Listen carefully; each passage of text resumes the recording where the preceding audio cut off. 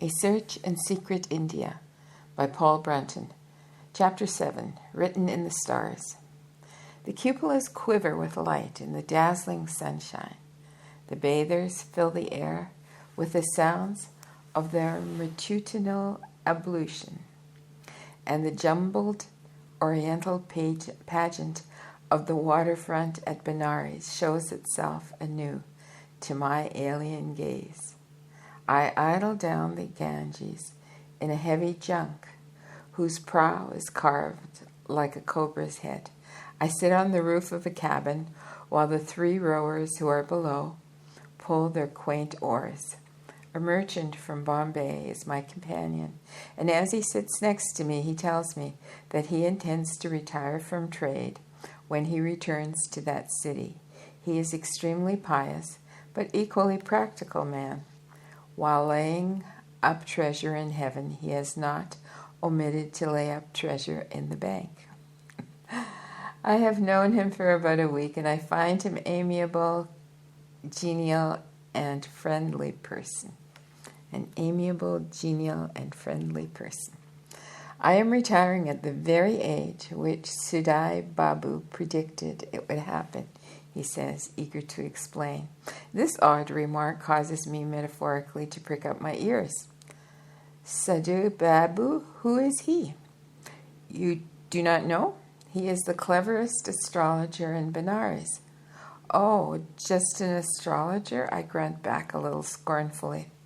For I have seen the breed squatting in the dust of Bombay's great open space, the maiden, sitting in sultry boots at Calcutta, and foregathering wherever travelers pass through every little town I have visited. Most of them are dirty-looking creatures with wild locks of unkempt hair. The recognizable print of superstition and ignorance rests upon their faces. Their stock in trade usually consists of 2 or 3 greasy, well-fingered books and some vernacular almanac filled with incomprehensible signs. I have often cynically thought of their eagerness to direct the fortunes of other persons when they themselves seemed outside the pale of good fortune. I am somewhat surprised at you. Is it safe for a businessman to trust himself to the twinkling of the stars? Don't you think common sense is a better guide? I add in the tone of one giving good advice. The other man half shakes his head and smiles tolerantly at me. How then do you explain the prediction of my retirement? Who could have guessed that I would give up trade at such an exceptionally early age, for as you know, I am only a year past 40. Coincidence, perhaps? Very well, let me tell you a little story. Some years ago, I met a great astrologer at Lahore and started a large business negotiation on his advice. At the time, I was in partnership with an older man. My partner asserted that the affair was far too risky, and he refused to agree with me. Because he would not enter into the transaction, we dissolved partnership. I carried the business through alone. It was a startling success, and brought me a small fortune. Yet, unless the Lahore astrologer had strongly supported me, I too would have feared to enter into the affair. Then you hold the opinion that my companion finishes the sentence for me. Our lives are ruled by destiny, and that destiny is shown by the position of the stars. I slip my objection to his statement upon the thread of an impatient gesture. The astrologers I have seen in India are such illiterate, stupid-looking lot that I cannot imagine what beneficial advice they can give anyone.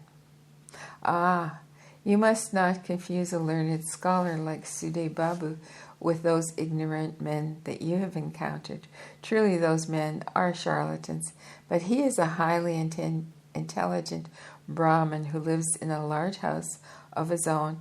He has made a deep study of this subject for many years and possesses many volumes of great rarity. It suddenly occurs to me that my companion is no fool. He belongs to that type of modern Hindu who is enthusiastically practical and who does not hesitate to avail himself of the latest resources of Western invention. He is even ahead of me in some ways.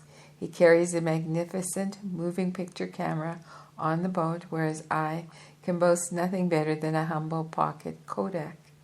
His servant produces a thermos flask and pours out a cooling drink, thus rebuking my lamentable forgetfulness of an excellent traveling requisite. And I know from his talk that he makes more use of the telephone when in Bombay than I've ever cared to do when in Europe. And yet he believes in astrology. I puzzle over the incongruous elements which compose his character. Let us understand each other. You fully accept the theory that every man's career and every worldly event is controlled by stars, whose distance from our planet is so great that it beggars imagination? Yes, I do, he answers quietly. I shrug my shoulders, not knowing what to say.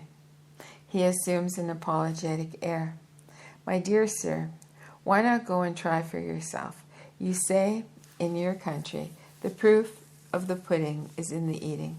Find out what Sadhu Baba can discover about you. I have no use for the cheap charlatan myself, but I believe in that man's genuineness. I am skeptical about those who make a business of fortune-telling. Still, I shall take you at your word. Will you take me to this astrologer? Certainly. Come and have tiffin with me tomorrow, and then we shall visit him. We continue to float by broad palaces and old temples and little shrines bespattered with yellow flowers.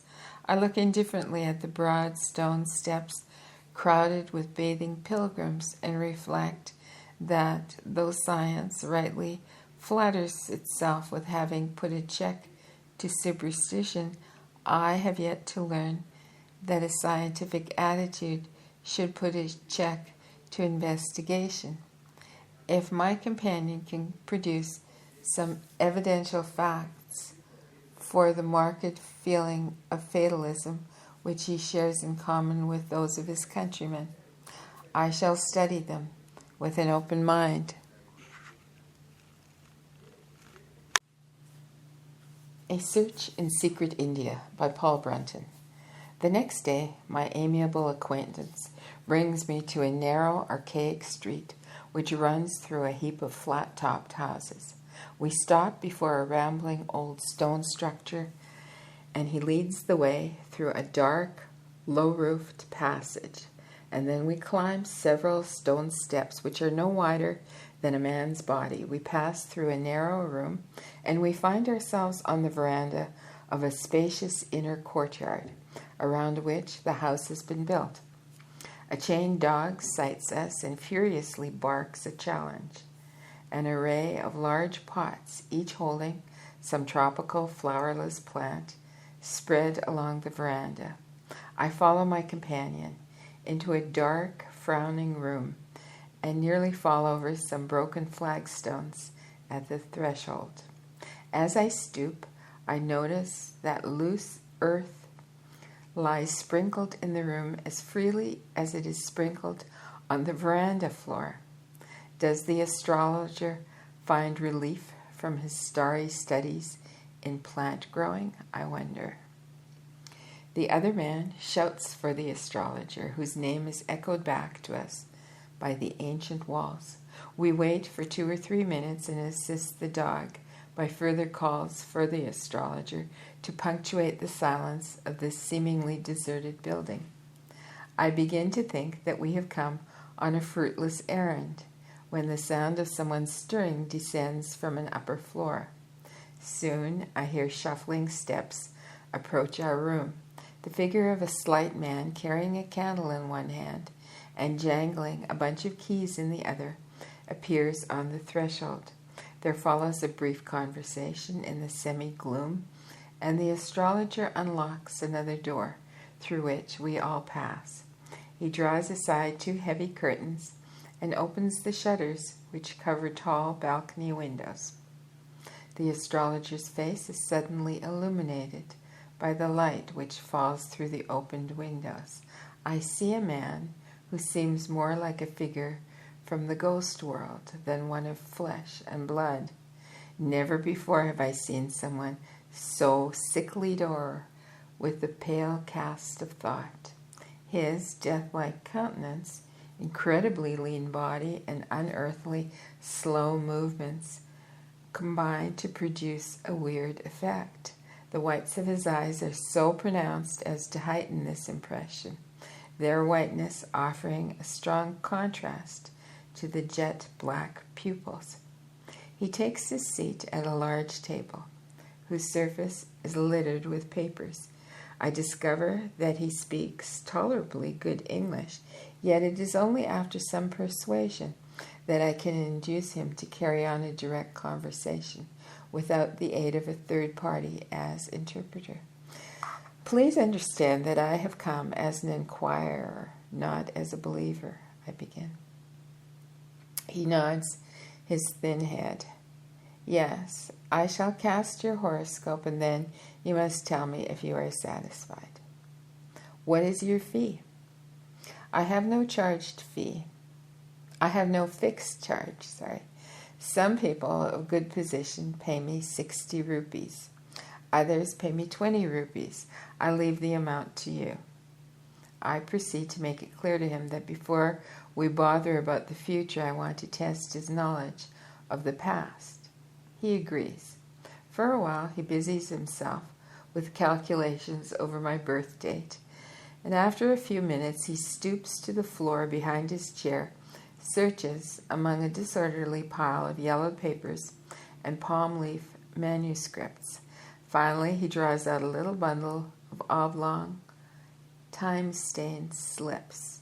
He sketches a queer diagram on a sheet of paper, and he says, "This is a chart of the heavens at the time that you were born, and these Sanskrit texts explain the meaning of every part of the chart. Now I shall tell you what the stars declare." He scrutinizes the diagram with minute care, refers to one of the slips, and speaks again in that low, emotionless voice which befits his personality so well. "You are a writer from the West, am I correct?" I nod in agreement. He tells me thereafter about my youth and describes in quick succession a few happenings in the earlier years of my life. In all, he gives me 7 important points about my past. 5 of them are broadly correct, but the other 2 are utterly wrong. Thus, I am able to check up on the value or worthlessness of his powers. The honesty of the man is transparent. I am already convinced that he is incapable of deliberate deception. A 75% success in an initial test is startling enough to show that Hindu astrology calls for investigation, but it also indicates that the latter is no precise, infallible science.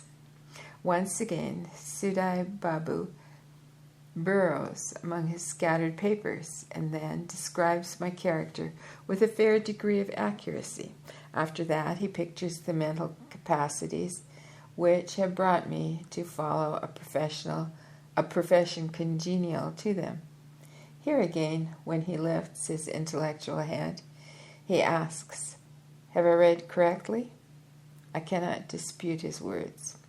He shuffles the papers silently, studies the diagram, and begins to speak of the future. "The world will become your home. You shall travel far and wide, yet always you will carry a pen and do your writing work."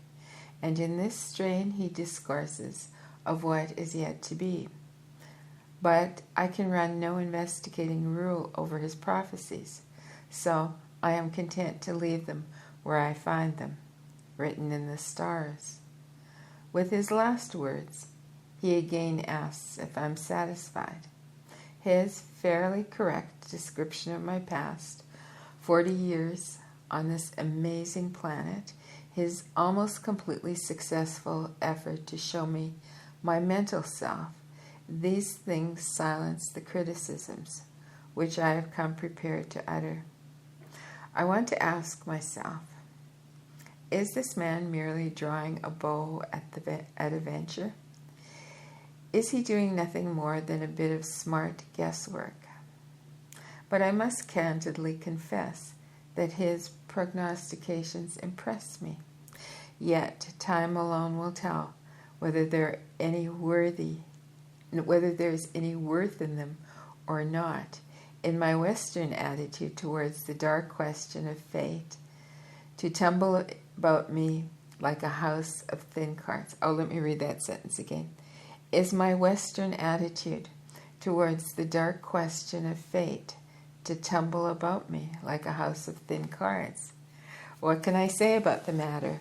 I move over to the window and I stand there staring at the opposite house and jingling the silver rupees in my pocket. Finally, I return to my seat and I question the astrologer.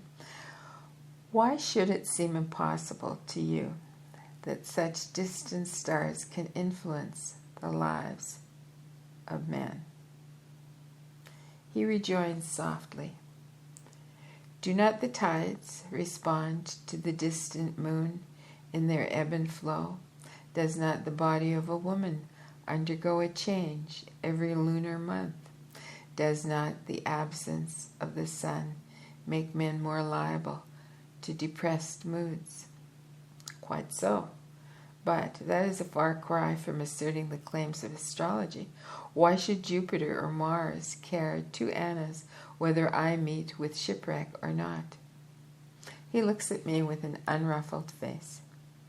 It is better that you regard the planets as being only symbols which stand in the sky.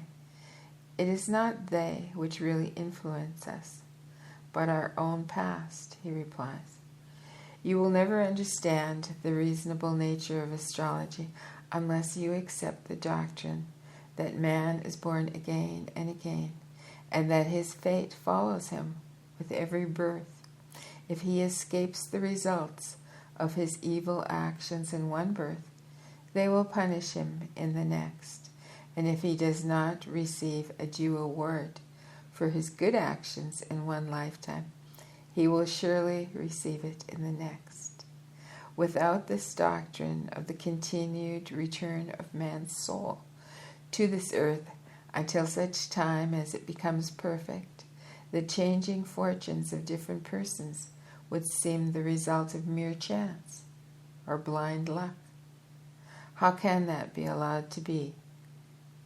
No, it is our belief that when a man dies, his character, desires, thoughts, and will continue to exist until they enter a body of flesh once more and come among us in the form of a newborn baby. The good or evil actions committed in the former birth will suitably be rewarded or punished in the present or even future births. This is how we explain fate. When I said that you would be shipwrecked one day and in grave danger of drowning, that is the fit destiny which God, in his hidden justice, has portioned out to you because of something wrong which you did in a former birth. It is not the planets which force you into shipwreck, but the inescapable results of your former actions. The planets and their positions only act as a record of this destiny. Why they should do so, I cannot say. No man's brain could ever have invented astrology. It came to us from long ago, when it was revealed for man's benefit by the great seers of ancient times. As I listened to this plausible pronouncement, I hardly know what comment to make.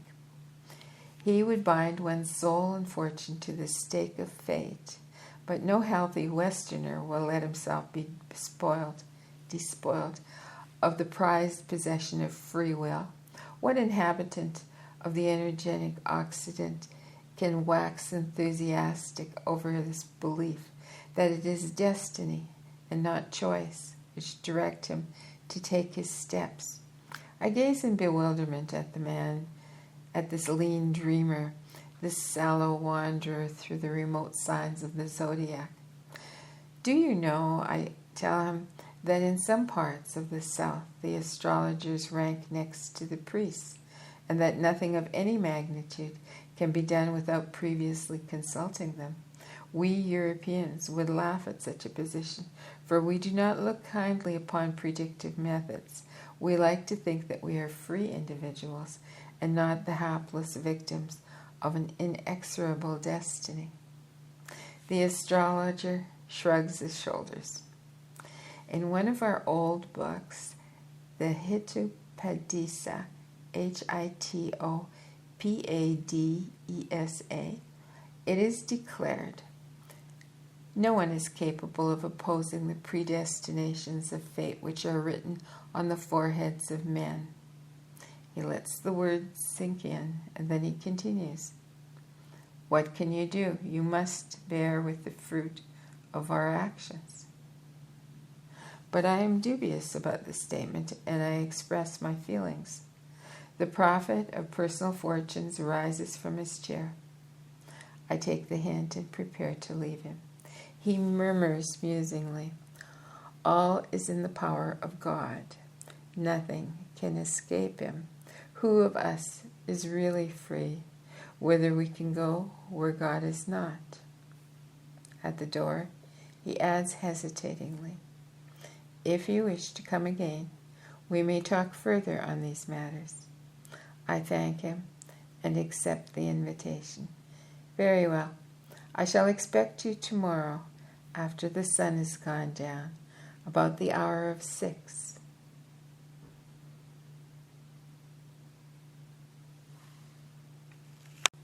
A Search in Secret India by Paul Brunton, Chapter 2. Next day, I continue with the dusk to the astrologer's house. I have no intention of accepting all that he tells me, but neither have I formed any plans for rejection. I come to listen, possibly to learn, though the latter rests on how far his statements can be verified by experiment. And at this time, I'm ready enough to make experiments, but only if sufficiently strong reasons can be given for them.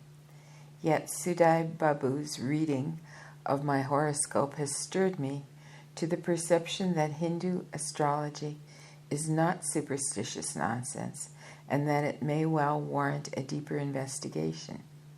That thought represents the limit of my present attitude. We sit facing each other at his large writing table. A paraffin lamp throws a dim light upon the scene. Millions of other Indian homes are being lit tonight in the same way. I have 14 rooms in this house, the astrologer tells me. They are filled with ancient manuscripts, which are mostly written in Sanskrit. That explains why I need such a large house, although I live alone. Come and see my collection. He removes the hanging lamp and leads the way into another room. Open boxes are arranged around the walls. I peer inside one of them and I find it full of books and papers. Even the floor of the room is hidden under a multitude of papers, bundles of palm leaf manuscripts and books whose covers are discolored with age. I take a small bundle in my hand. Each leaf is covered with incomprehensible, faded characters. We go from room to room and find the same scene everywhere. The astrologer's library, it appears to be in a state of hopeless disorder, but he assures me that he is familiar with the whereabouts of every book and paper.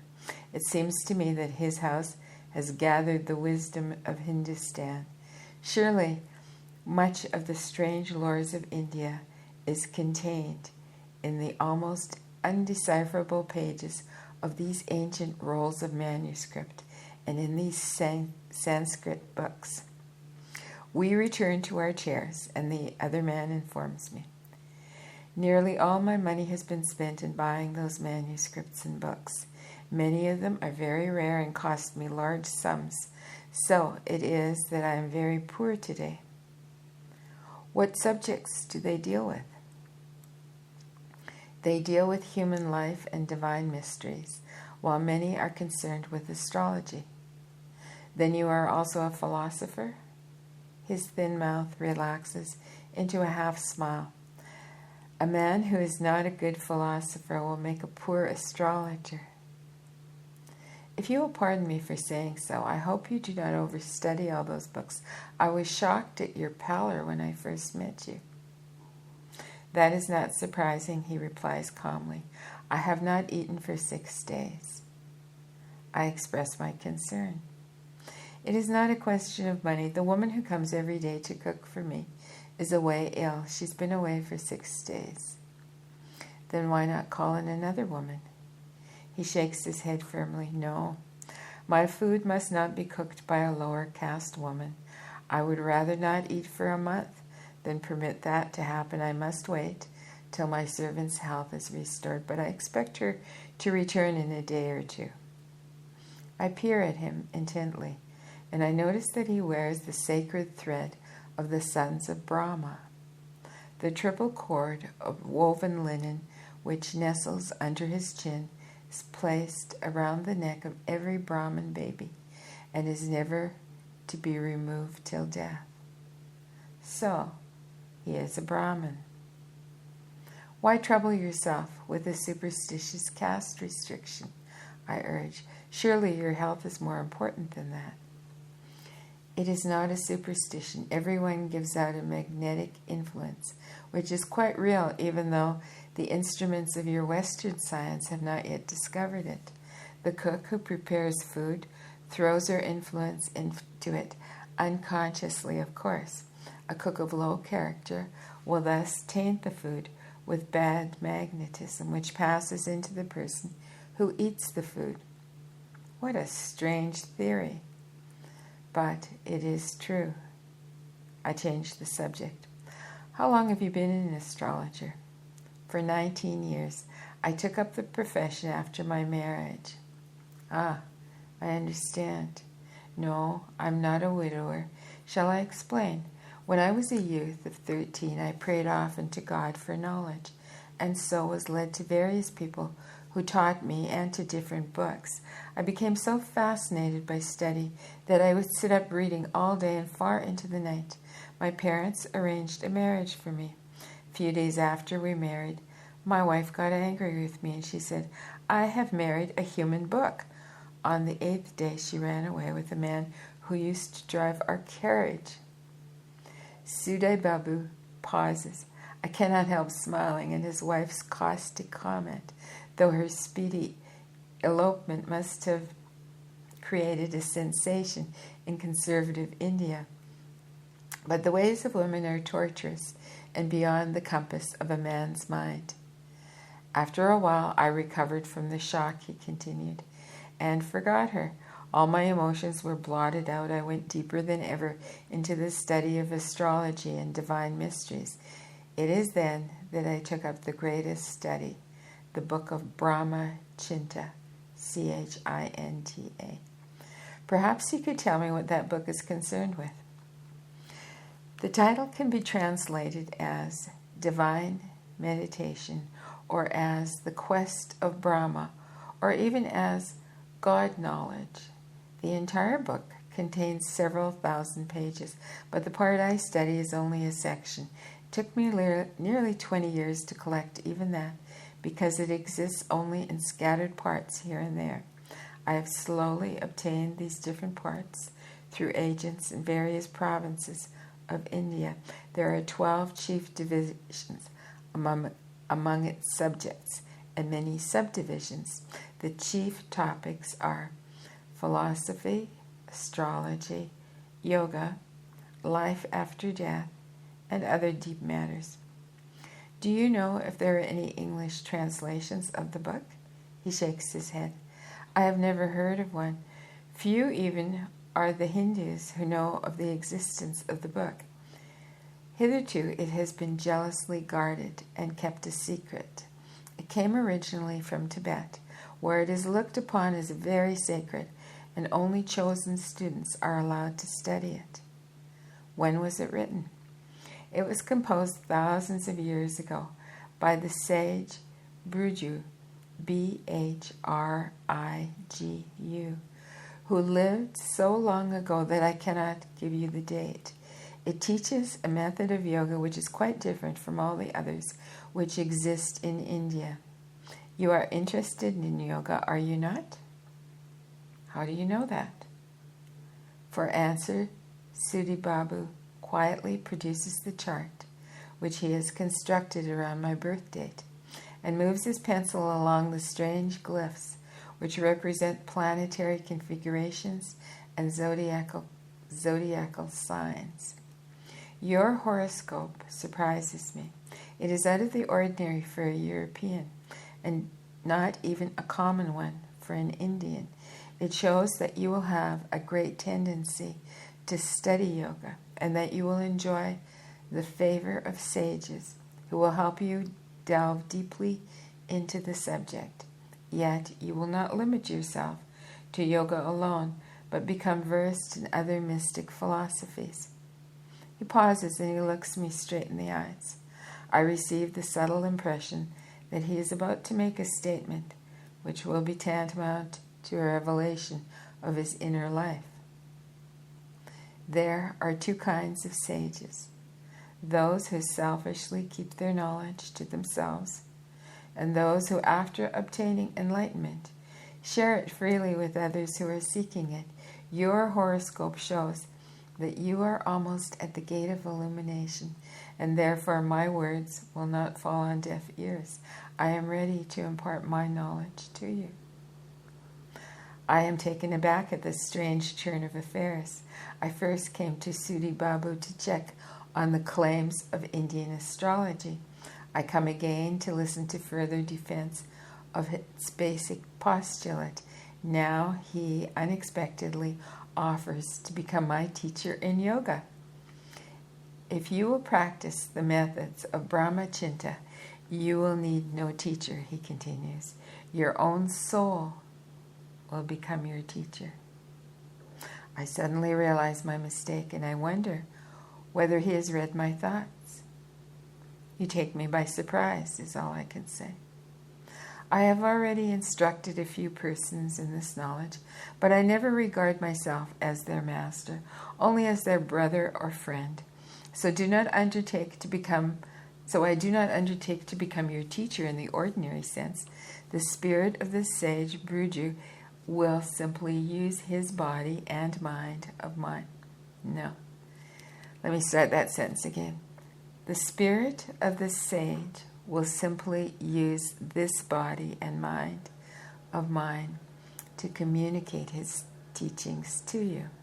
I do not understand how you can combine the profession of astrology with the teaching of a yoga system. His thin hands spread themselves upon the table. The explanation is this: I live in the world and I serve it through my work, which happens to be astrology. Secondly, I refuse to be looked upon as a teacher of yoga. Because of our Brahmachinta, the only teacher acknowledged is God. He is the only preceptor we acknowledge. He, as the universal soul, is in us and will teach us. Look on me as a brother if you wish, but do not look on me as a spiritual preceptor. Those who have a teacher are too apt to lean on him and to depend on him instead of on their own soul. And yet you depend on astrology for guidance. I retort quickly, instead of your own soul. You are not right. I never look at my own horoscope now. In fact, I tore it up many years ago. I express astonishment at the statement, and he replies, I have found the light and do not need astrology to guide me, but those who still walk in darkness find it helpful. I have placed my life entirely in the Lord's hands. I carry that act to its proper conclusion by giving up all care about future or past. Whatever the Lord sends, that I accept as His will. I have given my whole self, body, mind, actions, and feelings to the will of the Almighty. Suppose you are threatened with death by a murderous ruffian. Would you do nothing and accept that as God's will? When any danger arises, I know I have only to pray and instantly to receive His protection. Prayer is necessary, but fear is not. I pray frequently, and the Lord has marvelously protected me, yet I have been through great troubles. Through all of them, I was conscious of His help, and I trust Him fully under every event. One day you too will disregard the future and become indifferent to it. There will have to be a remarkable change in me before that happens, I observed dryly. That change will surely come. Are you certain? Yes, you cannot escape your destiny. This spiritual rebirth is an event which comes from God, whether one looks for it or not. You say strange things, Sudha Baba. The idea of deity is the unknown factor which enters into so many of my conversations in this land. The Hindus are essentially religious, and I am totally tantalized by the familiar way in which they introduce mention of God. Is it possible for them to appreciate the viewpoint of a doubting Westerner who has surrendered simple faith for complex reasons? I realize that it will be unveiling and suit no practical purpose to throw up this question of deity into argument with the astrologer. I have no taste for partaking of any theological diet which will probably place me before him. Which he will probably place before me. So I turn the subject back to less controversial ground. Let us talk about other matters, for God and I have never met. He looks at me fixedly, his peculiar black and white eyes searching my soul. The chart of your horoscope cannot be wrongly drawn, or I might keep back my knowledge from an unready mind. But the stars move without fault. What you are unable to grasp today will linger in your thoughts for a time, and then return with double force. I tell you again that I am ready to impart the way of Brahmachinta to you, and I am ready to learn it.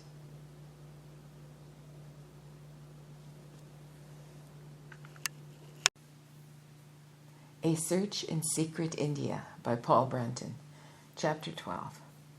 Evening after evening, I visit the old stone house of the astrologer and receive my lessons in Brahmachinta. The pale lamplight throws flickering patterns upon his narrow face as he initiates me into the arcana of this primitive Tibetan yoga system. And then there's a footnote here, and it says, I do not care to commit the details of this system to print, nor would Western readers derive any benefit, even if I did so. Its essence is a series of meditations which aim at creating what the tutor described as the vacuum mind. There are 6 different paths of practice to be studied, and there are 10 stages of attainment upon the spiritual path. It is neither right nor necessary for the average European to take up the practice of a method which is fit only for jungle retreats or mountain monasteries, and which might even prove dangerous. Insanity lies around the corner for Western amateurs who dabble in such practices.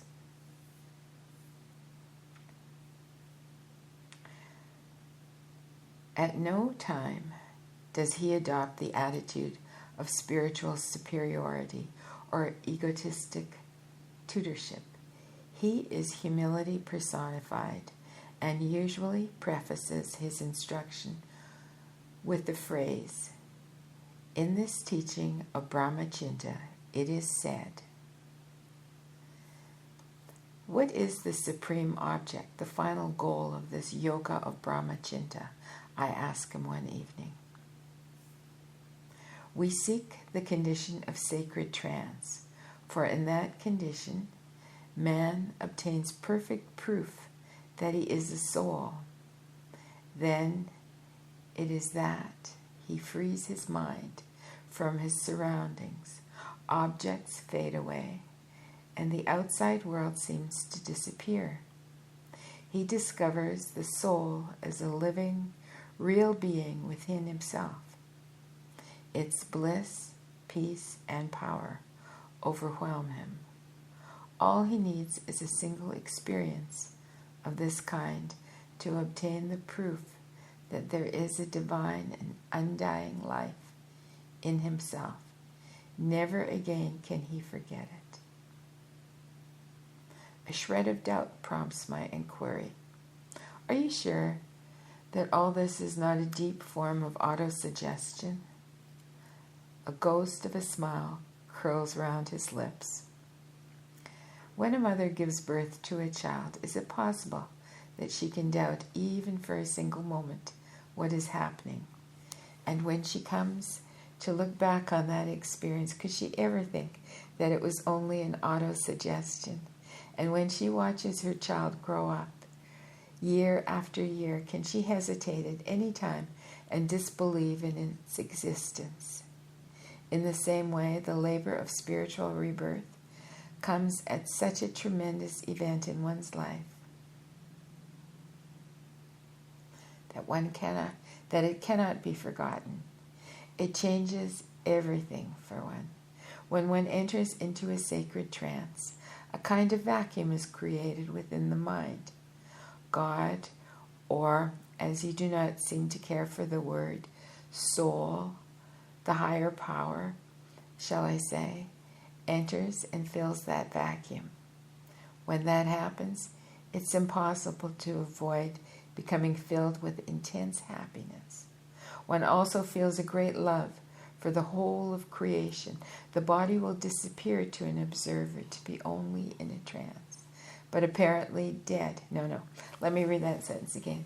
The body will appear to an observer to be not only in a trance, but apparently dead, for all breathing stops when the deepest point is attained.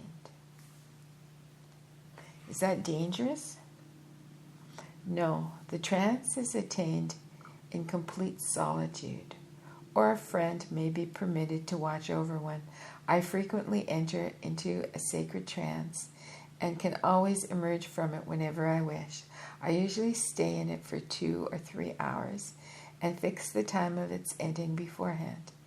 It's a wonderful experience because what you see as the universe, I see again within myself.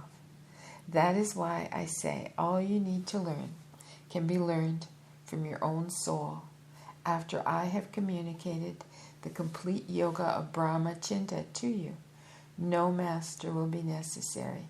You will need no outside guidance. Have you never had a teacher yourself?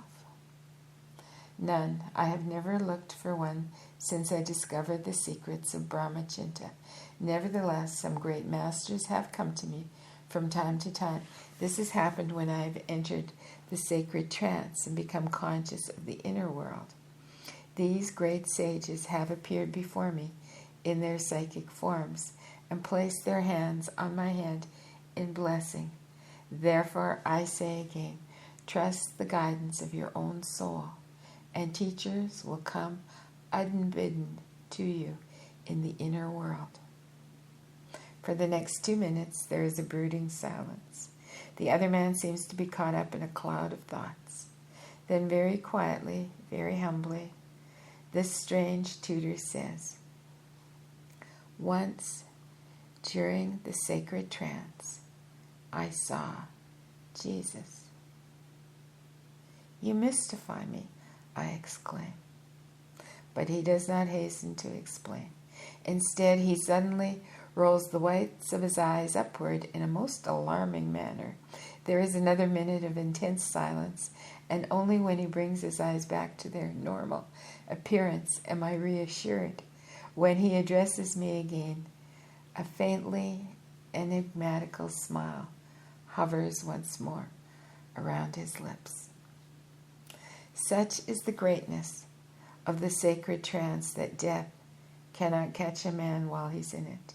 There are some yogis on the Tibetan side of the Himalayas who have practiced to perfection this path of brahmachinta. Because it pleases them to do so, they have secluded themselves in mountain caves where they have entered the profoundest degree of the sacred trance. In that condition, the pulse stops, the heart no longer beats, and the blood does not flow through the unmoving body. Anyone finding them would think that they are dead. Do not imagine that they have gone into a kind of sleep, because they are as fully conscious as you or I. They have entered the inner world, where they live higher lives. Their minds have become released from the limits set by the body, and they discover the whole universe within themselves. One day they will come out of the trance, and then they will be many hundreds of years old. So once again, I hear this incredible tradition of perennial human life. Apparently, it will follow my feet wherever I go under this eastern sun. But shall I ever track down one of these legendary immortals and behold him face to face? And will the West ever discover and accept as a scientific and psychological contribution this ancient magic cradled in the bleak climate of Tibet? Who knows?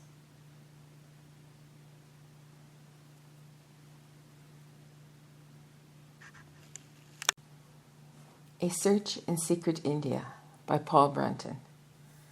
My last lesson in the fantastic doctrines of the yoga of brahmachinta comes to an end. I persuade the sedentary astrologer to venture out of his house, which he rarely leaves, and give his limbs a little exercise. We wander through the narrow alleys in an effort to avoid the packed bazaars which bar our way to the river. With all its ancient squalor and unhygienic overcrowding, Benares nevertheless presents a variety of colorful sights to the man who wanders its street afoot. It is afternoon, and my companion carries an open, flat parasol on his shoulder so as to keep off the sun's rays. His frail figure and weary, languid movements do not conduce to quick progress, and I change our route in order to shorten our journey. We pass into the street of the brass workers. The air rings with the hammers of bearded craftsmen and their products. Shining brazen vessels gleam in the sunlight. Here, too, are multitudes of little brass images, earthly representations of the chief gods in the Hindu pantheon. An old man crouches in the shade by the roadside in another street. He looks up at me with feeble eyes and pathetic face. His fear removed, he begs for alms. We drift through the street of the merchants of grain, where little wooden platforms exhibit piles of red and golden grains. The shopkeepers sit on folded legs or squat on haunch and heel beside their goods. They throw a few glances at the odd couple that passes by and then resume their patient waiting for customers. Odors mingle indiscriminately in the other streets. As we approach the river, we walk right into a region which seems to be a hunting ground for those who seek alms. Lean beggars drag themselves along the dusty road. One of them comes near to me and looks inquiringly into my eyes. He possesses a face of unspeakable melancholy. His heart is moved. No, my heart is moved embarrassingly. Farther on, I nearly stumble over a fleshless old woman whose body is a bunch of hanging skin and protruding bones. She too glances into my eyes. There is no reproach, only dull acceptance. I bring out my purse. Immediately, she becomes an animated creature again. She extends a skinny arm and takes the proffered coins. I tremble at my own good fortune in having plenty of food, good clothes, proper shelter, and other desirable things. When I think of the haunting eyes of those unfortunate wretches, I feel guilty. By what right do I enjoy the possession of so many rupees, so many annas, when those poor beggars own nothing more than rags? Suppose by some accident of birth, or fluke, or fate, I had been born in the place of one of them. I play for a while with this ghastly thought, but horror eventually causes me to send it into oblivion. What is the meaning of this mystery of chance, which by the mere fortune of birth puts one man in dirt-stained rags upon this road and another in silken robes to yonder riverside palace? Life is truly a dark enigma. I cannot comprehend it. Let us sit down here, says the astrologer, when we reach the Ganges. We sit in the shade and we look at the river upon the stretch of broad stone steps, rambling terraces, and jutting platforms. Little groups of pilgrims are constantly coming and going. The shapely forms of two slender minarets soar gracefully into the pearly sky to a height of nearly 300 feet. They mark the charming mosque of Aurangzeb, that Mohammedan anachronism in the most Hindu of Hindu cities. But the astrologer has noted my sad preoccupation with beggars, for he turns his sallow face towards me, and he says, India is a poor country. His voice is somewhat apologetic. Its people have been sunk in inertia. The English race possesses some fine points, and I believe that God brought them to our country for its benefit. Before they came, life was unsafe. Law and justice were often set aside. But it is my hope that the English will not leave India. We need their help, but it should be given in friendship now, not by force. However, the destiny of both nations must fulfill itself. Ah, your fatalism returns again. He ignores my comment and falls into silence. At length, he asks, How can the two peoples avoid God's will? Day is ever followed by night, and night is ever followed by day. So is it with the history of nations. Great changes brood over the world. India has been sunk in sloth and inertia, but she will change until she becomes filled with desires and ambitions which ever precede activity.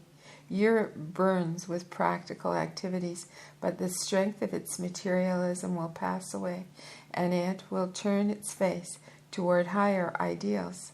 It will seek out the inner things, and the same will happen to America. I listen in silence. For this reason, the philosophic and spiritual teachings of our land will travel towards the west, like a wave of the ocean, he continues gravely.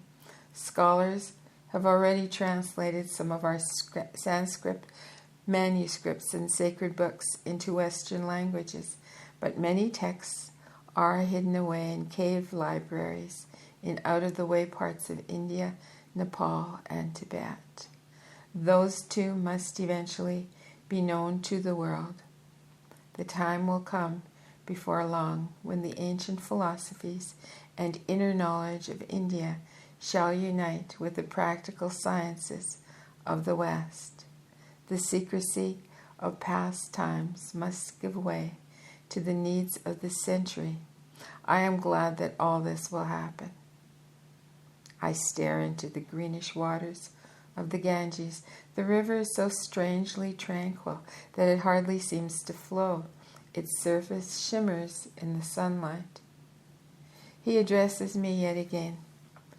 The destiny of each race of people must be realized, just as the destiny of every person must be fulfilled. The Lord is omnipotent. Men and nations cannot escape from their self-earned fate, but they may be protected throughout their troubles and even saved from great dangers. But how does one obtain such protection? By prayer, by keeping a childlike nature when one turns towards the Almighty, and by remembering Him not on one's lips but in one's heart, especially before one begins any action. In happy days, try to enjoy them as a blessing of God, and in troubles, try to think that it is very much like a medicine to heal your inner disease. Fear Him not, as He is all-merciful. You do not believe that God is remote from this world, then? No, God is a spirit which is hidden in people and throughout this universe. If you see any beauty in nature, a beautiful landscape, for instance, do not worship it for its own sake, but remember that it is beautiful because of the deity present in it. See the divinity in objects and people, and do not be so captivated by the outer forms that you forget the inner spirit which gives them life. You mingle your doctrines of fate, religion, and astrology in a peculiar manner, Sudi Babu. He gazes solemnly at me. Why so? These doctrines are not of my creation. They have descended to us from the most distant ages of the past. The tremendous power of destiny, the worship of our Creator, and the lore of planetary influences were known to the earliest people. They were not such savages as you Westerners imagine. But have I not prophesied? The West will rediscover before this century closes how real are these invisible forces which enter into the lives of all men. It will be extremely hard for the West to give up its inborn notion that a man's will is free to make or mar his own life. Whatever happens is by His will, and what seems like free will really works by His power. The Almighty returns to men the good or evil fruits of their thoughts and deeds in earlier bodies. It is best to accept His will, but one will not tremble under the sorrows if one looks to Him for the strength to endure them. Let us hope that you're right, for the sake of those unfortunate beggars whom we have just encountered. That is the only answer I can make, he rejoins shortly. If you would follow the path of your own soul, the way of Brahmachinta, which I have shown you, these problems would clear themselves. I realize that he has now conducted me to the limits of his argumentative possibilities, and I must find my own way henceforth. One of my coat pockets hides a fateful telegram that bids me whisk myself into a train out of Benares. In another pocket there reposes a folding kodak. I ask the astrologer to pose for his photograph. He politely declines. I press him more insistently. But why, he remonstrates. My ugly face and shabby clothes? Please, your photograph will remind me of you in later years, when I may be in distant lands. The best reminder, he replies gently, will be holy thoughts and unselfish deeds. I yield to his objection reluctantly, and the camera disappears again into my pocket. When he rises to return at last, I begin to follow him, and I discover close by a seated figure who has taken shelter from the terrific sun under a huge round bamboo umbrella. His face is fixed in rapt meditation, and I perceive by the ochre color of his robe that he is a holy man belonging to his superior order. We go a little way, and we find a cow, possibly a member of the sacred variety which abounds in Benares, sleeping in that strange posture familiar to its kind. It lies across our track, with legs doubled back under its abdomen. We reach the shop of a money changer, where I will hail a carriage, and then our ways part. I indulge in an orgy of traveling during the next few days. I spend my nights in wayside rest houses, put up by a paternal government for the traveling officials and other persons who have to journey into the interior. One of these rest houses possesses no amenities worth mentioning, but I discover that it has a plentiful population of ants. After 2 hours, slow torture and vain efforts to repel their attacks, I decide to leave the bed and spend the night in a chair. Time trickles by unpleasantly until my thoughts let go of their surroundings and fasten themselves on the fatalistic philosophy of the Benares astrologer. Simultaneously, I remember the wretched beggars who drag their hungry bodies along the road. Life does not let them live and does not let them die. The wealthy Marwari moneylender may pass them in his ornate, comfortably sprung carriage, but they accept him as they accept their own misery, with a complete submission to the will of God. In this land of a burning sky, even the pitiful leper seems content with his lot. Such is the narcotic fatalism which creeps into the bones of so many Indians. I realize how vain it is for the Occidental partisan of free will to argue with the Oriental advocate of an all-powerful destiny. To the latter, there is but one side of the problem, the side which unquestioningly accepts the dogma that there is no problem. Fate rules his roost, and there is nothing more to be said. What self-reliant Westerner likes to hear that? We are but marionettes which dangle from the strings of fate, and which move up and down or from right to left at the bidding of an unseen hand. I remember that remarkable outburst of Napoleon before his army's brilliant dash across the Alps. Impossible, but there is no such word in my dictionary.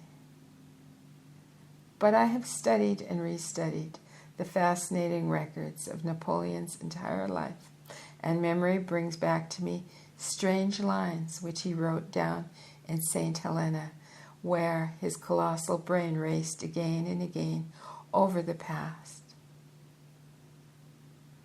Quote, I was always a fatalist. What is written in the heavens is written. My star grew dim. I felt the reins slip from my hands, and yet I could do nothing. The man who held such paradoxical, contradictory beliefs could not have solved the mystery, and one doubts whether anyone has ever completely solved it. It may be that ever since the brain of man commenced to function, this ancient problem has been discussed by people all the way from the North Pole to the South. The cocksure, as usual, have settled it to their satisfaction. The philosophical still enter up the account of pros and cons, but hesitate to strike a balance.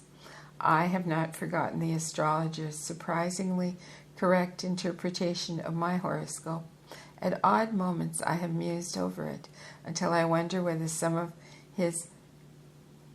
this oriental fatalistic foolishness has crept into my head. Whenever I have remembered how the man of modest assumptions read my past, how he recalled the fluttering phenomena of bygone events back to the temporal existence, I hesitate, and I feel tempted to collect material for a fat treatise upon this hoary problem of fate and free will. But I know that it will be useless to let my pen play with the thought of destiny, and that I may probably finish up in some abysmal darkness with which I begin. For the problems of astrology will need to be brought in, and my task will become more complicated beyond my power. Excuse me. Yet such are the gigantic strides of modern invention that the day when we shall take Cook's tours to the distant planets may be not far off. It will be then possible to discover whether the starry frame possesses any real significance in our lives. Meanwhile, one may test the powers of an astrologer or two, bearing in mind Sidhu Babu's warning about their fallibility and about the fragmentary nature of that portion of astrology which has been revealed to the world.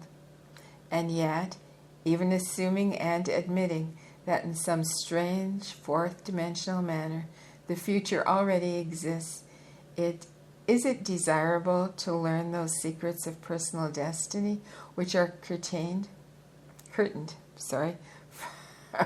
from one's eyes? Let me read that sentence again. And yet, even assuming and admitting that in some strange fourth-dimensional manner the future already exists, is it desirable to learn those secrets of personal destiny which are curtained from one's eyes? On this questioning note, my musings come to a dead end, and sleep overtakes me. A few days later, I am in a town several hundred miles away from Benares when the news comes of startling riots in the latter city. It is the unpleasant story of Hindu-Muslim strife, which usually begins in a petty way, but is used by ruffians who want a pseudo-religious pretext for their looting, maiming, and murdering. A reign of terror rules the city for several days. That lamentable period brings the usual tale of broken heads, tortured bodies, and indiscriminate slaying. I feel concerned for the astrologer's safety, but it is impossible to get in touch with him. The postmen are too scared to venture into the streets, so no private letter or telegram can be delivered. I am compelled to wait until King Mob is dethroned in Benares, and then dispatch one of the first wires which penetrate the unhappy city. Back comes a simple letter of thanks, in which the astrologer ascribes the safety to the protection of the Almighty, and upon the reverse side of the paper he has inscribed the 10 rules of practice of the yoga of Brahmachinta.